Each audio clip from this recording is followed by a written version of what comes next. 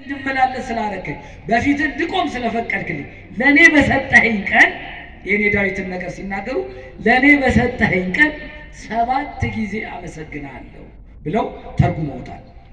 ኦግስቲን ኦፍ ሂፖ የሚባል በ430 በተለይ እንደ አውሮፓውያን አቆጣጠር ማለት ነው በ430 የነበረ ከቤተ ክርስቲያን አባቶች መካከል አንዱ የሚባለው ሊቅ ኦግስቲን ኦፍ ሂፖ አንድ መጽሐፍ አለው። ኮሜንታሪ ኦፍ ኦግስቲን ኦፍ ሂፖ ሳልምስ ይላል።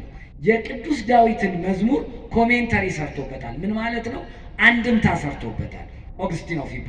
ይህ ኦግስቲን ኦፍ ሂፖ የቅዱስ ዳዊትን መዝሙር 150ውን መዝሙር ወስዶ ትርጉም ወይም አንድምታ በሰራበት መጽሐፉ ላይ በዚህ ኮሜንታሪው ላይ ሁለት ነገሮችን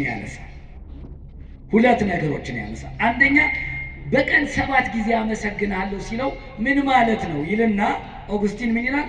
7 ጊዜ ማለት አለ ፍጹም ምስጋናን አቀርብልሃለሁ ማለቱ ነው። 7 በዕብራውያን የፍጹምነት ምልክት ነው።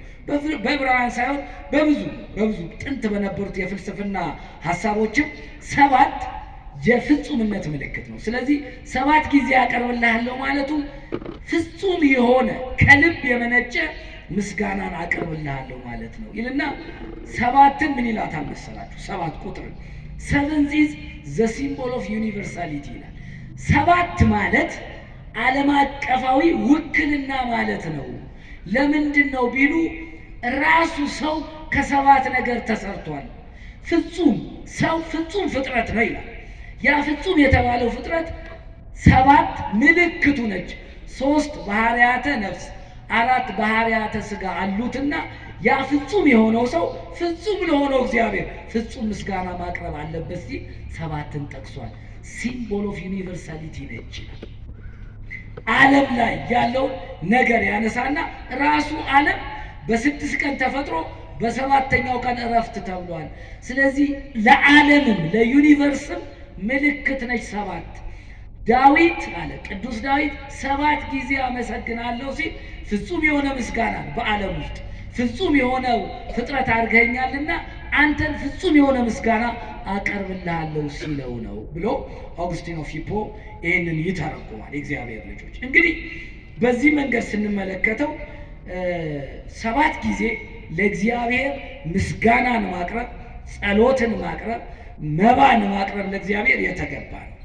እኛ ለእግዚአብሔር ፍጹም ለሆነው ጌታ ፍጹም ለሆነው አምላክ ፍጹም ለሆነው ዓለምን ያስገኘ ፈጣሪ 7 ጊዜ በስንት ሰዓት ምስጋና እናቀርብለታለን? በነዛ ሰዓቶችስ ለጸሎት ስንቆም ምንን እያሰብን እንቆማለን? በ3 ሰዓት መቆምና በ6 ሰዓት መቆም በእግዚአብሔር ፊት መቆሙ እውነት ነው፣ ጸሎት ነው። 3 ሰዓት ላይ የምናስበውና 6 ሰዓት ላይ በጸሎት እያሰብን እግዚአብሔርን ጸሎት የምናቀርበው ነገር ግን ይለያያል። ለምን?